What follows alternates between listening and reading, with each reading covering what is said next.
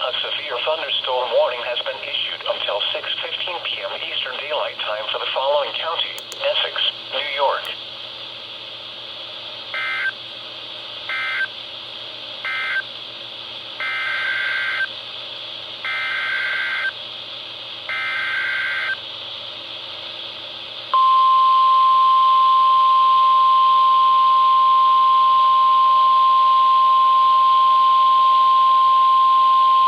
The National Weather Service in Burlington has issued a severe thunderstorm warning for East Central Essex County in northern New York, West Central Orange County and central Vermont, northwestern Addison County and central Vermont, southern Chittenden County in northwestern Vermont, southwestern Washington County and central Vermont, until 6:30 p.m. Eastern Daylight Time.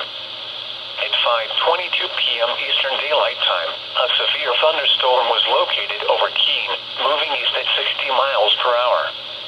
Hazard: 60 miles per hour wind gusts and quarter-size hail. Source: radar indicated. Impact: minor hail damage to vehicles is possible. Expect wind damage to trees and power lines.